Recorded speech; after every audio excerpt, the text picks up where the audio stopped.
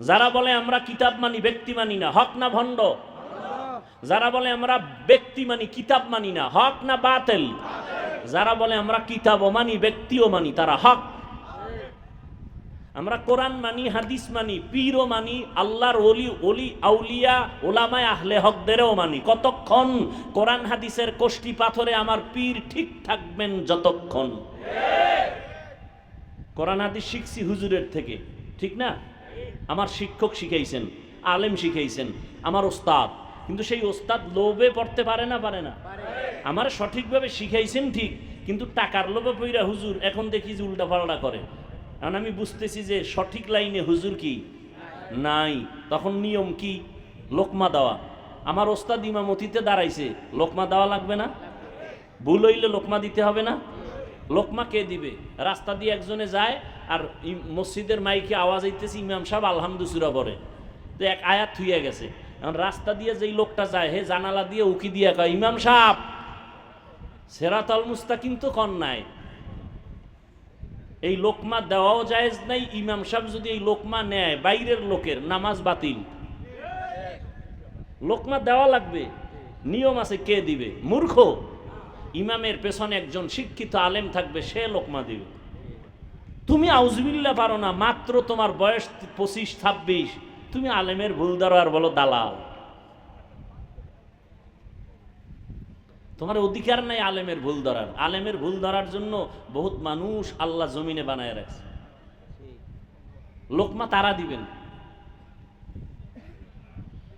হ্যাঁ, আল্লাহ আমাদের সবাইকে হেদায়েত দান করুন। আসলে তো আমরা ওলামায়ে কেরাম মোটামুটি অনেক কাছাকাছি। এখন বাংলাদেশের আলেম ওলামারা মোটামুটি কি কাছাকাছি। আগে যে রকম একটা কঠিন যুদ্ধ ভাব ছিল মনে মনে, এটা নাই।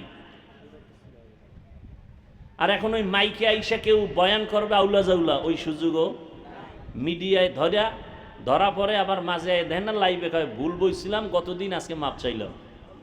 কিন্তু আমাকে কোনো আন্দোলনের দরকার নাই আলেমের বিরুদ্ধে। আলেম ভুল টুল বললে নিজে এ বলবে আমি ভুল বলছিলাম, বেখেয়ালে ক্ষমা চাই। কথা ঠিক না? আপনারা দ্বন্দ্ব করেন না, আপনারা এক মনে চলেন। খবরদার, ওলামায়ে কেরামদের কোনো বিষয় নিয়ে আপনারা দ্বন্দ্ব করবেন না। আপনারা একভাবে চলেন, একসাথে চলেন, আর দোয়া করেন ওলামায়ে কেরাম এক হয়ে যায়।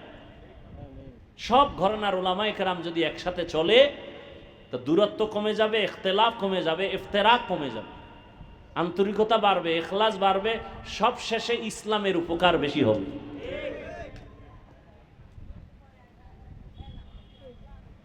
ইয়া আইয়ুহাল্লাযীনা আমানুস্তাঈনু বিস-সাবরি ওয়াস-সালাহ ইন্নাল্লাহা মা'আস সাবিরিন। আমার কথা ছিল কয়টা? সাহায্য দরকার কেন? যদি দরকারি হয় কার থেকে নিব, কিভাবে নিব? এক নম্বরে সাহায্য দরকার কেন? কথাটা আল্লাহ শুধু মুমিনকে বলছেন, কোনো বেঈমানকে বলেন নাই।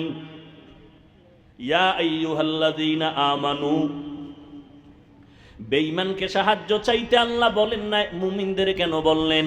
এক নাম্বার জবাব, জান্নাত শুধু মুমিন পাবে, কোনো বেঈমান কখনো জান্নাত পাবে না। জান্নাত কারা পাবে? বলেন বলেন। এই উঠা বসা করলে দোয়া করে দেন। হাত দুইটা উঠামু, মোনাজাত হয়ে যাবে, চিল্লাইলেও আর হাত নিচে নামানো হবে না। নিজেরও ক্ষতি করেন না, অন্যেরও ক্ষতি করার অপচেষ্টা করিয়েন না। জান্নাত শুধু কারা পাবে বলেন? মুমিন, কোনো বেঈমান কখনোই জান্নাত পাবে না। কোনো বেঈমান এক সেকেন্ডের জন্য জান্নাত পাবে না। এখানে দুইটা কথা,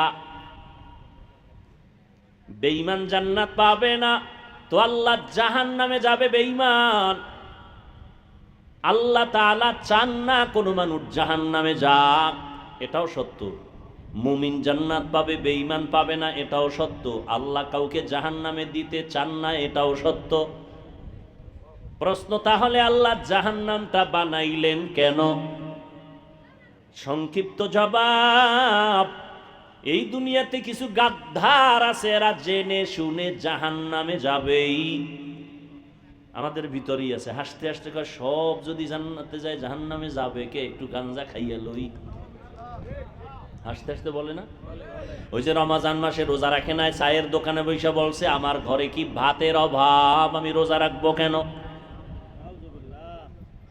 এত আমল দিয়া কি হবে? আবার কিছু শিক্ষিত মুসলমান আছে, দাড়ি নাই টুপি নাই, জিজ্ঞাসা যদি করি বাবা দাড়ি রাখো না কেন, বলে দাড়ি না রাখলে অসুবিধা কি, দাড়ির মধ্যেই কি ইসলাম? হয়নি? টুপির মধ্যেই কি ইসলাম? পর্দা না করলে অসুবিধা কি, পর্দার মধ্যেই কি ইসলাম? হালাল না খাইলে অসুবিধা কি, হালালের মধ্যেই কি ইসলাম? পোশাক না পরলে অসুবিধা কি, পোশাকের মধ্যেই কি ইসলাম? রহমতের নবী চ্যালেঞ্জ দিয়ে গেছেন ১৫০০ বছর আগে, ভুলে গেছো?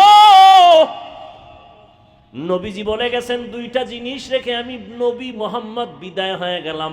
রওজা মোবারকে কিয়ামত পর্যন্ত জিন্দা অবস্থায় নামাজরত হালাতে আল্লাহর মারেফতের মজা নিতে থাকবো মদিনাতুল মুনাওয়ারা রওজা মোবারকে। কয়দিন দেখছেন নি? কয়দিন? কিয়ামত পর্যন্ত। মরা না জিন্দা? জিন্দা। এ নিয়েও বহু ইখতিলাফ। কেউ কয় নবী আজীবনের লেগে জিন্দা, কখনো মরে নাই। আর এক দল বলে না, নবী জিন্দা ছিল 63 বছরের পরে যে মাটির তলে গেছে, আর জিন্দা হয় নাই। আসেনি? ঝামেলার কোনো শেষ নাই, দরকার নাই ওই ঝামেলার।